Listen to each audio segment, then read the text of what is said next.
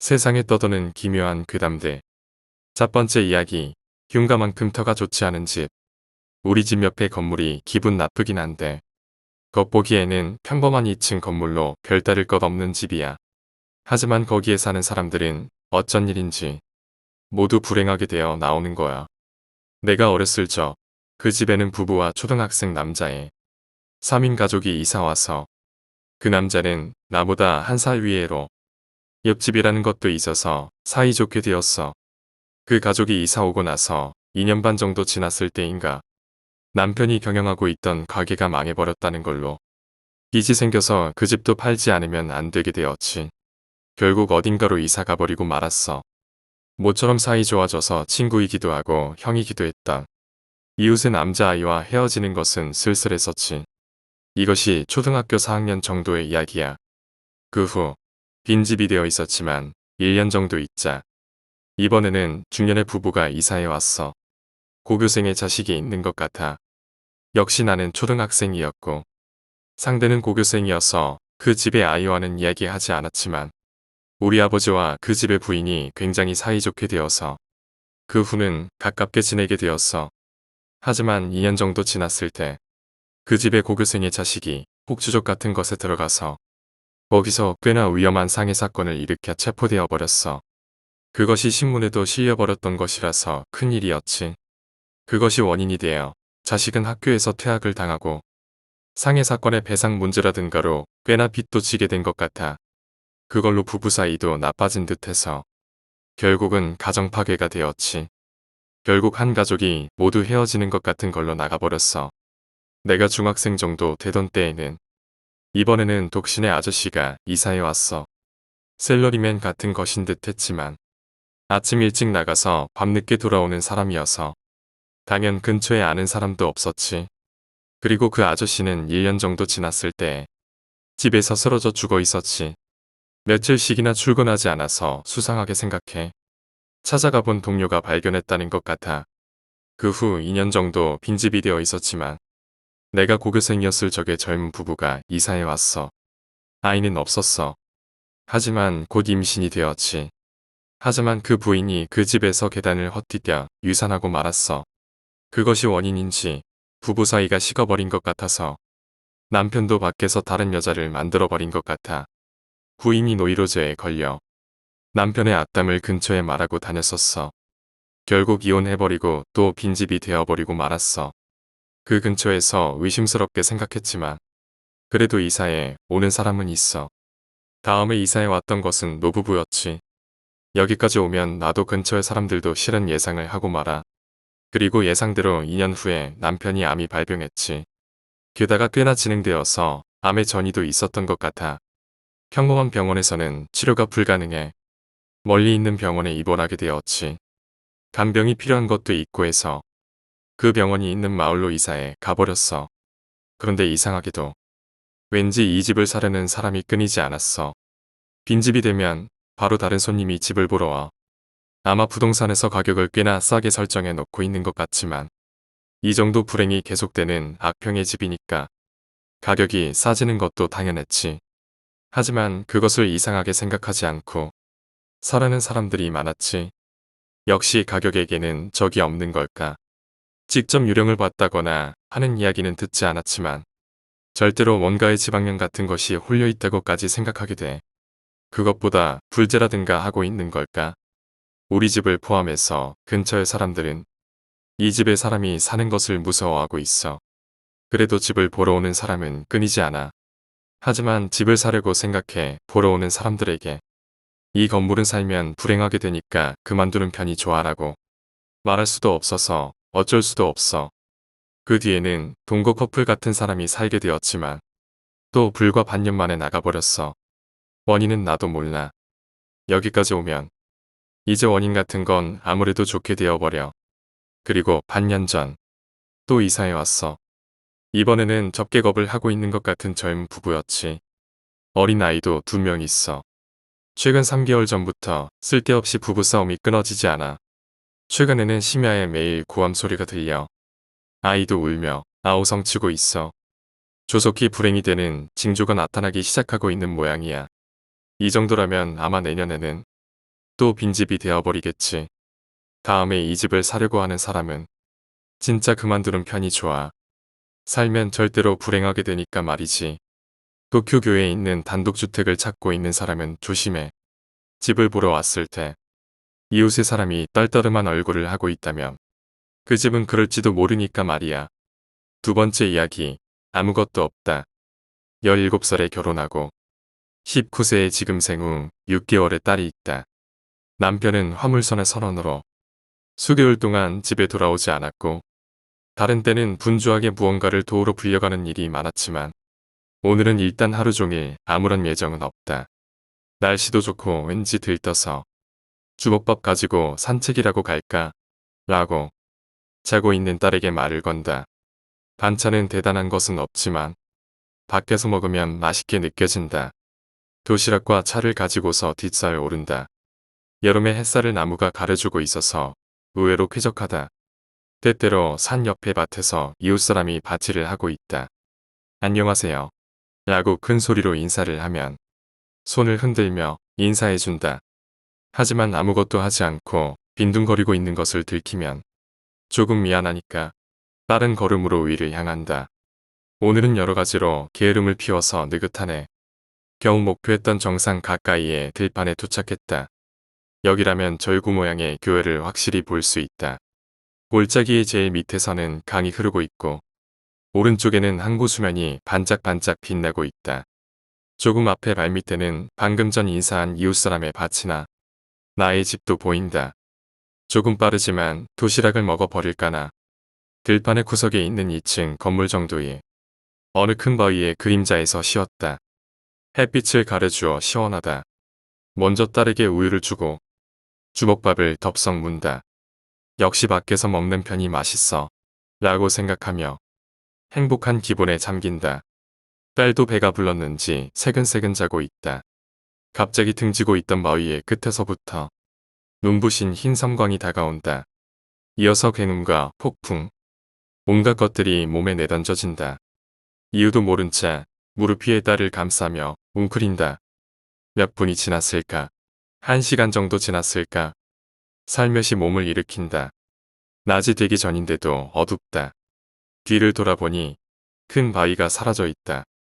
튼튼하게 우뚝 솟아있던 큰 바위가 지금은 3m 정도로 줄어들어 있다. 아직 어둡다. 뒤도 이상하다. 정신을 차려보니 딸은 울고 있었다. 미안해. 알아차리지 못해서.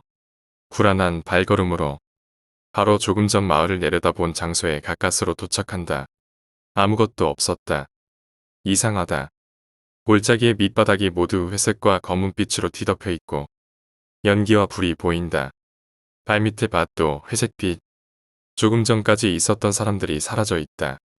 우리 집도 건물 자체가 마치 처음부터 없었던 것처럼 단지 회색빛의 공간이 펼쳐져 있을 뿐 전부 사라져 버렸다. 아무것도 없다. 1945년 8월 9일 오전 11시 2분. 세 번째 이야기. 선생님은 미쳤어. 아마도 내가 8살쯤이었습니다. 저는 피아노 학원과 수학 학원을 다녔었는데 학원 이름은 그냥 속셈학원이었습니다. 학년마다 반을 나누어 수업하는 시기였고 각 반은 7명 정도 될까 말까 하는 작은 규모였습니다. 말이 학원이지. 거의 요즘의 어린이집 같은 곳이었습니다. 유치원생들도 많았기 때문에 오줌을 누거나 하면 속옷도 갈아입혀주고 그랬었습니다. 가끔 과자 파티 같은 것도 하고 반 애들끼리 사진도 찍어주곤 했었죠. 저는 아직도 그 학원의 어느 여선생님 하나가 생각이 납니다. 몸집은 그렇게 큰 편은 아니었지만 여자치곤 큰 체격이었습니다. 어느 날 제가 반에서 친구들과 놀다가 한 아이와 싸운 적이 있었는데 한참 치고받고 싸우고 있을 때 우리 반을 맡은 지 얼마 안 된 여자 선생님이 갑자기 들어오셨고 선생님이 억지로 떼어놓은 우리 둘은 서로 씩씩거리며 네가 잘못했니 하며 잘잘못을 따지고 있었습니다. 서로 하는 얘기가 달라서 선생님은 둘 중에 누가 거짓말을 하는 거냐며 거짓말을 하면 혼내줄 거라고 했습니다. 그러더니 서랍에서 기다란 바늘을 하나 꺼내 거짓말을 하는 사람 엉덩이에 찌르겠다고 했습니다. 한참 실갱이를 벌이다 아이들의 증언으로 다른 아이가 잘못했다는 게 밝혀졌고 그 아이는 엉엉 울면서 선생님께 잘못했다고 말했습니다. 그러나 선생님은 거짓말은 나쁜 짓이야 라고 말하면서 아이들이 보는 앞에서 그 아이의 엉덩이가 보이게 팬티를 내렸습니다. 그러고는 라이터불로 바늘을 이리저리 데우기 시작하는 겁니다. 나를 비롯한 아이들이 선생님께 무얼 하느냐고 묻자 선생님은 이건 나쁜 병균을 소독하고 있는 거야 라고 말씀하셨습니다. 이어서 선생님은 원장실 쪽을 힐끔거리며 눈치를 보더니 무서운 표정을 지은 채 아이에게 말했습니다. 넌 남자니까 아파도 참아야 해. 아프다고 소리내거나 울면 한 대 더 놓을 거야. 라고 말했죠. 바늘은 옷을 꼬맬 때 쓰는 일반적인 바늘보다 더 길었습니다. 그런 바늘을 아이의 엉덩이에 침구멍이 거의 안 보일 때까지 아주 천천히 밀어 넣었습니다. 아이는 아파하는 기색이 역력했지만 눈물을 흘리며 입을 꽉 틀어막은 채 소리를 내지 않았습니다.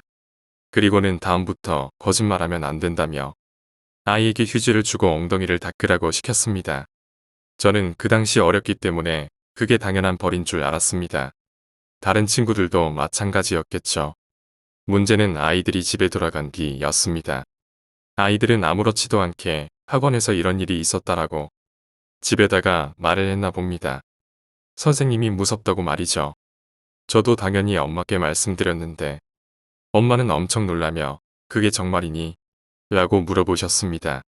그 후 학원의 분위기는 크게 바뀌었습니다. 그 여선생은 당연히 학원에 나오지 않았고 학원 원장이 수시로 교실들을 둘러보기도 하셨습니다. 그리고 그 후로 그 선생님은 학원 근처에서도 보지 못했고 차츰 분위기는 다시 좋아졌습니다. 어디서 들었는진 모르겠지만 잔뜩 혼나고 주눅든 아이들을 보며 자신이 우월하다고 느끼는 사람들도 있다고 합니다. 아마 그 선생님도 분명 아이들이 좋아서 어린이집을 선택한 건 아닌 것 같습니다. 아무튼 저에겐 지금 생각해도 등골이 오싹할 정도로 무서웠던 경험입니다. 네 번째 이야기, 가족을 찾아왔던 아기. 몇 년 전의 일인지 정확히 기억은 나지 않습니다. 하지만 너무 더워서 선풍기를 켜놓고 잔 기억이 있기에 여름이었던 것만은 확실합니다. 아주 심한 열대야였죠. 더우면 잠을 못 자는 체질이라 그저 이불 위에 누워 눈만 감고 있었습니다. 문득 그날 봤던 공포 영화가 머릿속에 떠오릅니다. 하지만 금세 겁에 질려 내가 무슨 생각을 하는 건가 후회했습니다. 여름밤에는 뭐라 말로 하기 힘든 이상한 분위기가 있잖아요. 그 탓인지 잠깐 생각했던 것 뿐인데도 평소보다 훨씬 무서웠습니다. 어찌됐든 잠을 자면 되겠거니 하는 마음에 눈을 질끈 감고 잠을 자려 집중했습니다. 하지만 당연히 한껏 의식해서 잠에 들려 하면 오히려 잠이 안 오는 법이죠. 그래서 그저 아무 생각 없이 귓가에 들려오는 선풍기 소리에만 귀를 기울이고 있었습니다. 그러던 도중 갑자기 창밖에서 아기 울음소리가 들려왔습니다. 아기가 자다 깼나 싶어 나는 창밖으로 시선을 돌렸습니다. 하지만 창밖으로 보이는 집 중에선 불이 켜진 집은 한 곳도 없었습니다. 이상하다 싶어 갸웃거리던 와중 나는 깨닫고 말았습니다. 아기의 울음소리가 창밖에서 들려오는 게 아니라는 것을 말입니다. 뭐라고 말하면 좋을까요? 귓가라기보다는 머릿속에서 아기의 울음소리가 울려 퍼지는 것 같은 느낌이었습니다. 어찌됐든 내 속에서 울리는 소리였고 나에게만 들리는 것 같았습니다. 심령현상 따위는 겪어본 적 없던 나였지만 본능적으로 이 세계가 왠지 위험하다는 직감이 들었습니다. 그도 그럴 것이 울음소리가 내 안에서 들리는 것이라는 걸 알아차린 순간부터 내 발목에서 무게감이 느껴지기 시작했던 것입니다. 딱 아기 몸무게 정도의 무게였습니다. 그것을 알아차리자 몸이 경직되면서 선풍기 소리마저 들리지 않게 되었습니다. 머릿속에서는 큰일 났다는 생각뿐이었습니다. 마치 가위에 눌린 건 마냥 몸이 굳어 할 수 있는 것은 그저 눈을 감는 것뿐이었습니다. 나는 마음속으로 그저 나무와 미타불만 외우며 어떻게든 사라져 주기만을 바랬습니다. 그러는 사이 아기처럼 느껴지는 무게감은 서서히 얼굴을 향해 올라오고 있었습니다. 나는 똑바로 누워 있었기에 발목에서 얼굴까지 일직선으로 올라오는 것이 느껴졌습니다. 만약 얼굴까지 올라오면 어쩌나 도대체 언제 끝나는 걸까 하는 생각으로 머릿속은 혼란했습니다. 하지만 그럼에도 어떻게든 나무아미타 불만은 계속해서 외우고 있었습니다. 그러자 아기의 무게감이 배 부분에서 딱 멈췄습니다. 이제 이것은 사라지는 걸까?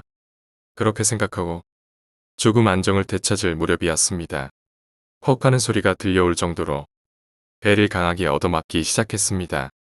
당연히 아기가 낼 수 있는 수준의 힘이 아니었습니다. 전혀 배려 없이 온 힘을 다해 배를 몇 번이고 때리는 감각이었습니다. 실제 물리적인 타격은 없지만 아픔은 확실하게 느껴졌습니다. 안정을 찾자마자 그런 상황이 오니 나는 공포 때문에 혼란스러워 어쩔 줄을 몰랐습니다. 하지만 그러는 와중에도 배를 때리는 것은 계속 이어졌습니다. 잠시 뒤 아기의 울음소리가 서서히 커지고 있다는 게 느껴졌습니다. 배를 때리는 힘에 비례해서 울음소리도 점점 커져갑니다. 더 이상 어떻게 해야 할지 도저히 이성적인 판단이 서지 않았습니다. 그저 나는 머릿속으로 나는 아무것도 못해줘. 빨리 사라져.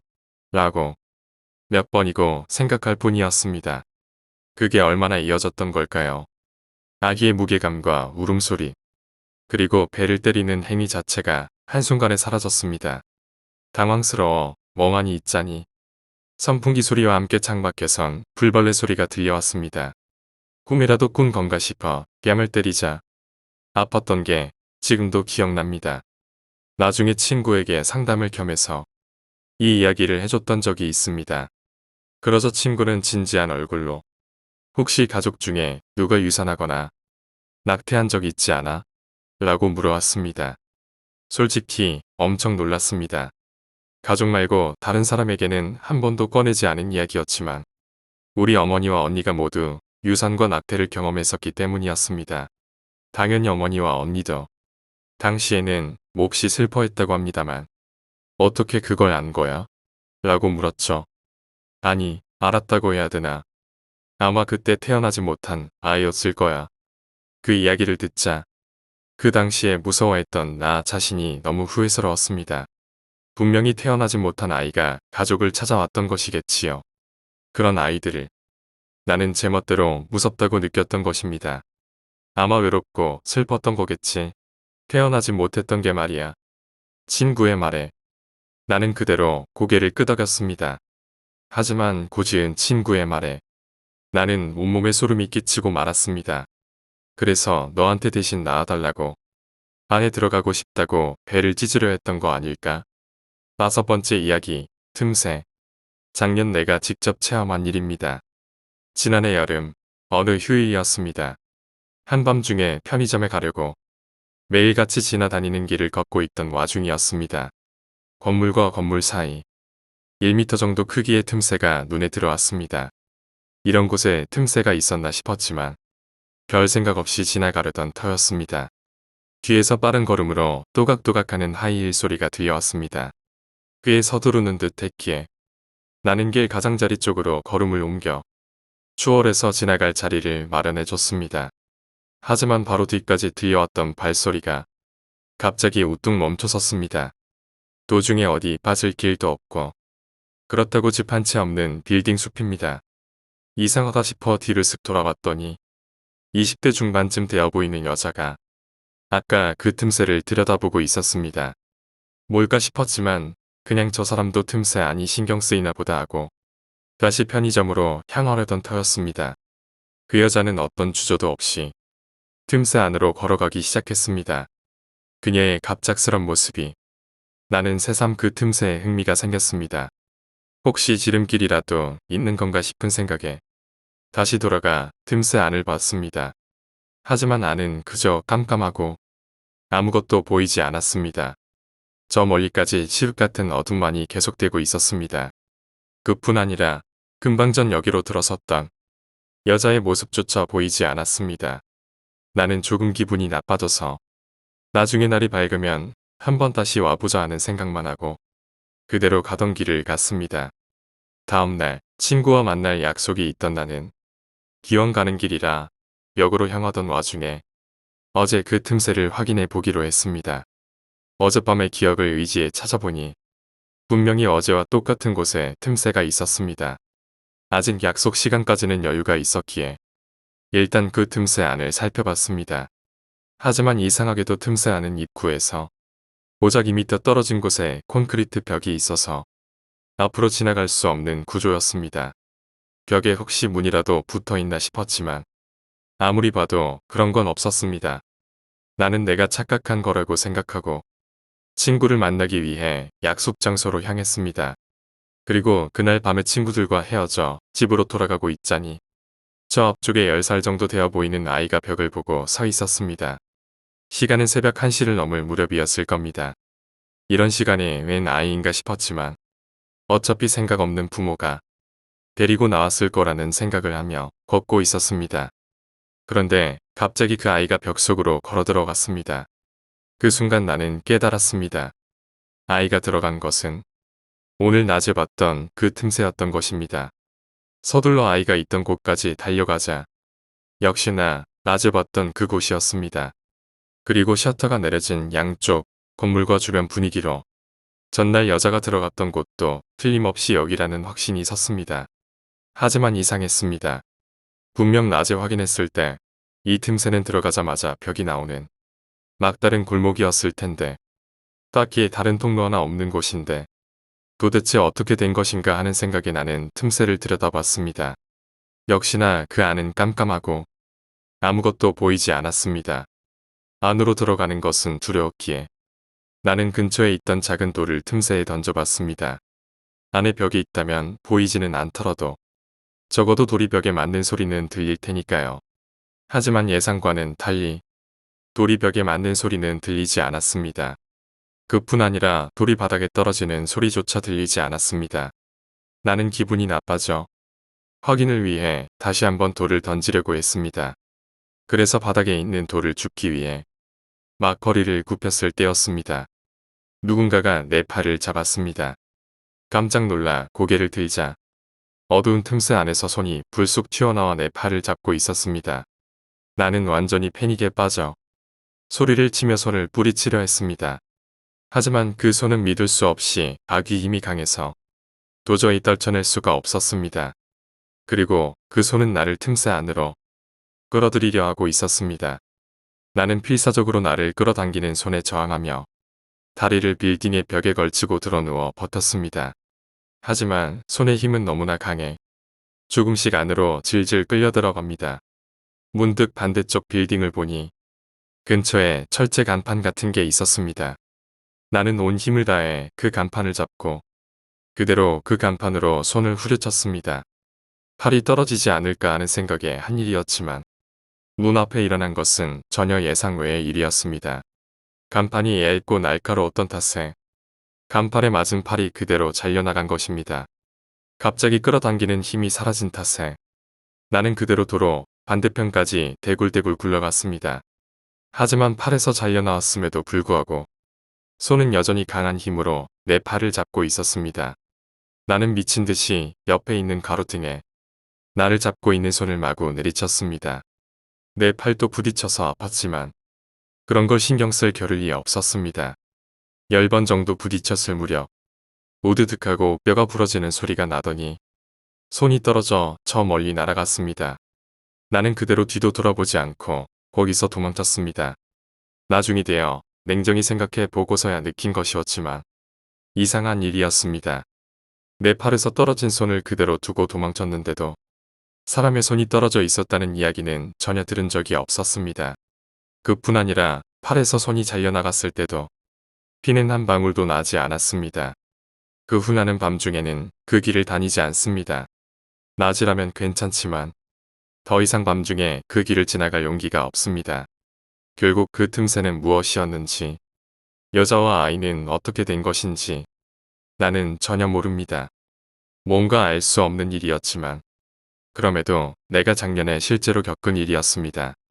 6번째 이야기, 기묘한 지장보살. 초등학교 무렵 학교 가는 길에 작은 사당이 있었다. 그리고 그 옆에는 40cm 정도 크기의 지장보살 4개가 길을 향해 나란히 줄 서 있었다.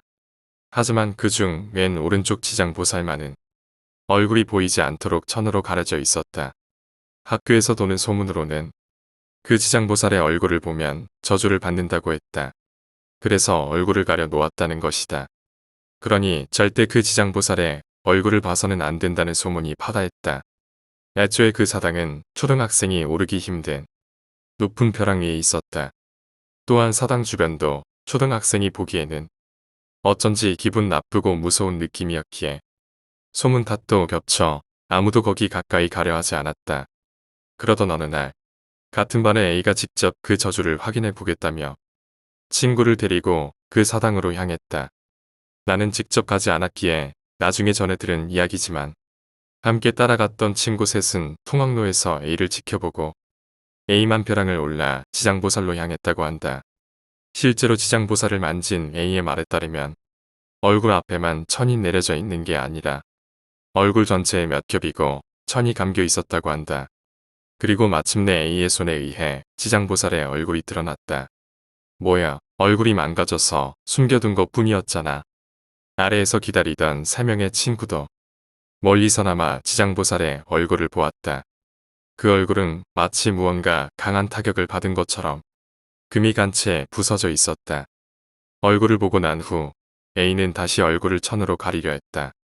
하지만 원래대로 깔끔하게 감는 법을 몰랐기에 그냥 얼굴을 칭칭 감고 마지막으로는 턱 밑으로 대충 천을 묶고 뒀다고 한다. 이게 초등학교 3학년 겨울방학 전까지 일어났던 일이다. 이후 겨울방학이 끝날 무렵 A는 코에 병이 생겼다. 하지만 점차 상태가 악화되어 결국 4학년이 되자마자 수술을 해야 했다.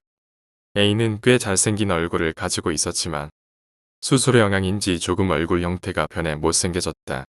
그 후 여름방학 무렵 A는 자전거를 타다가 사고로 얼굴을 크게 다쳤다. 그리고 얼마 지나지 않아 집에서 뜨거운 물로 목욕을 하다 불의의 사고로 얼굴에 화상까지 입게 되었다. 우연일지도 모르지만 지장보살을 만지고 고작 1년 사이 A의 얼굴은 마치 다른 사람처럼 변해버렸다. A와 같이 지장보살을 봤던 나머지 셋은 아무 문제가 없었기에 우리 사이의 소문은 지장보살의 얼굴을 보면 저주받는다 해서 지장보살 얼굴에 천을 풀면 저주받는다로 변해 있었다. A가 화상을 입고 나서 얼마 후 어느 날 저녁 나는 공원에서 놀다가 집으로 돌아가고 있었다. 나는 친구들과 함께 그 사당 앞을 우연히 지나가고 있었다. 폴로 셔츠를 입은 아저씨가 지장보살 근처에서 허리를 숙이고 있는 게 보였다. 그 옆에는 빗자루가 보인다. 청소를 하는 것 같았다. 아저씨가 지장보살을 수건으로 닦는 걸 우리는 멈춰 서서 보고 있었다. 맨 오른쪽 지장보살은 A가 천으로 대충 가려놨던 그 모습 그대로다. 아저씨는 다른 지장보살들을 다 닦고 그 천에 손을 댔다. 그거 풀면 저주받아요. 나는 아저씨에게 외쳤다. 무슨 소리니? 지장보살님은 너희들을 모두 지켜봐 주시고 계시지. 저주 같은 건 안 하신단다. 아저씨는 싱글벙글 웃으며 천을 풀었다. 지장보살의 얼굴은 아름다웠다. 7번째 이야기, 식인마을. 벌써 중국에 온 지도 2주일가량이 되었다. 다행히 이번 조사만 마치면 돌아갈 수 있을 것 같다. 가져왔던 팀원들 중 나는 인구조사를 맡았는데 특성상 외진마을도 몇 포함되어 있었다. 지금 가는 곳도 버스가 하루에 2번밖에 다니지 않는 깊은 산골에 위치한 마을이다. 혹시라도 버스를 놓칠세라 미리 도착해 버스를 기다렸고 방금 버스를 탈 수 있었다. 깊은 산골에 혼자 간다는 것이 꺼림칙했지만 곧 한국에 돌아갈 생각을 하니 이마저도 기뻐졌다. 하루에 2번밖에 없다는 버스도 별거 아닌 것 같다. 사람도 별로 없고 원래 왕래가 잘 없는 마을인 걸까? 이렇게 생각하기도 잠시. 몇 정거장쯤 지났을 땐 사람이 거의 꽉 차게 되었다. 근데 이상한 게 사람이 이렇게나 많은데 내 옆자리엔 아무도 앉지 않는다.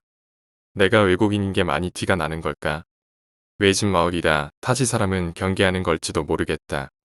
이런저런 생각을 하다 보니 또 한 정거장을 지나쳤다. 이번엔 꽤 젊은 여자가 버스에 탔는데 날 보더니 대놓고 놀란 표정을 짓는다. 외모는 아름다운데 예의는 없는 것 같다. 초면인데 게다가 얼굴을 보고 대놓고 놀래다니. 실례잖아. 입을 삐죽 내밀며 창밖을 내다보는데 비어있던 옆자리에 누군가 앉는 느낌이 왔다. 방금 그 여자다. 게다가 이상하다 싶을 만큼 바짝 붙는다. 당신, 여기가 어딘지 알고 온 거예요? 그 여자는 다른 사람들의 눈치를 보며 빠르게 속삭였다. 무슨 소리를 하는 거야? 뭐라 대답해야 할지 몰라 그녀의 얼굴만 쳐다보자 그녀는 목소리를 더 낮춰 얘기했다. 이 버스는 식인마을로 가는 버스예요. 당신은 곧 잡아 먹힐 거예요. 그리고 나에게 어서 버스를 탈출하라는 것이었다. 그래, 그런 괴담은 있지. 중국은 하도 땅이 넓어 범죄를 저질러도 잘 밝혀지지도 않고 어딘가엔 당연하게 사람을 먹고 팔기까지 하는 마을도 분명히 있다고. 난 결국 공포감을 이겨내지 못하고 그 여자와 탈출하기로 마음을 먹었다.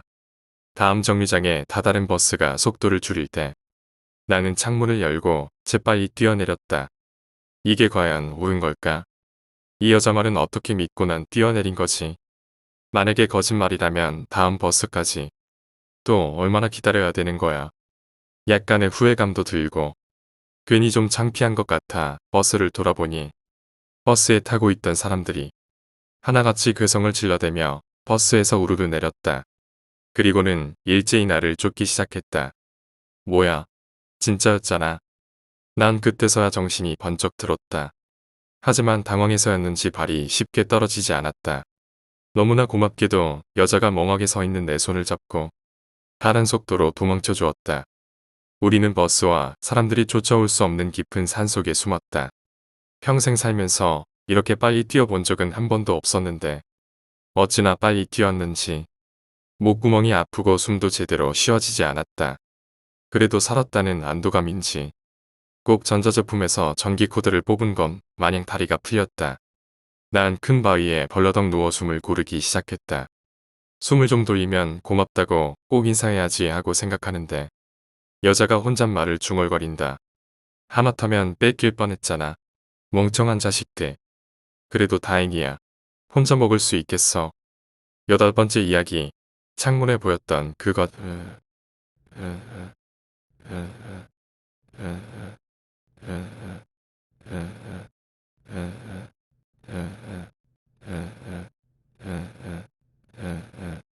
늦은 밤, A는 이상한 소리에 눈을 떴다. 무엇인가를 질질 끄는 듯한 소리가 창밖에서 들려왔다. 아무리 길고 맞닿아 있는 집이라곤 해도 이 시간쯤엔 사람들이 거의 다니질 않는데 마침 부모님도 여행을 가신 터라 혼자 있던 A는 조금 무서웠지만 그 소리에 귀를 기울였다. 잠시 후 소리가 멈췄다. 그러나 곧바로 커튼이 쳐져 있는 창문이 똑하고 울렸다. A의 심장은 가슴을 뚫고 나올 만큼 거세게 뛰기 시작했다. 힘이 거의 느껴지지 않는 소리가 몇 번이고 들려왔다. 그녀는 용기를 쥐어짜서 창문 쪽으로 다가갔다. 누구세요? 누구 있어요? 창 밖에서는 대답이 없다. 다만 계속 힘없이 창문을 두드릴 뿐이었다. 이런 장난은 그만두세요. 라고 떨리는 목소리와 입술을 애써 가다듬으며 그녀는 단호하게 말했다. 여전히 대답은 들려오지 않았고 커튼 뒤로 창문을 두드리는 소리만 느린 템포로 들려올 뿐이었다. 그녀는 커튼의 끝을 손으로 잡고 눈을 감은 채 단숨에 커튼을 열었다. 천천히 뜬 그녀의 눈에 들어온 것은 피트성이 얼굴에 얇은 웃음을 띠고 있는 머리가 긴 여자의 얼굴이었다. 그녀는 소리를 지르고 급히 집에서 뛰쳐나왔다. 도망치듯 친구의 집에 들어간 그녀는 금방 일어난 사건을 친구에게 이야기했다. 영감이 강한 친구는 그녀의 이야기를 끝까지 듣고 서랍에서 부적을 꺼내서 그녀의 목에 걸어주었다. 부적 덕분인지 아니면 단순하게 안심이 되어서인지 그녀는 친구의 집에서 아침까지 푹 잘 수 있었다. 아침에 집으로 돌아가는 A를 친구는 걱정했지만 그녀는 부적이 있으니까 괜찮아 라고 말하고 혼자 돌아가기로 했다. 집 근처쯤 왔을 때 A는 자신의 집 주변에 경찰들이 있는 걸 발견했다. 그녀는 가까이에 서 있는 아주머니께 무슨 일이 있는지 물어봤다. 무슨 일이라도 있었어요? 아주머니는 대답했다. 어젯밤에 괴한에게 습격당한 여자가 겨우 도망쳤는데 그만 저 집 앞에서 죽고 말았대요. 불쌍하기도 해라.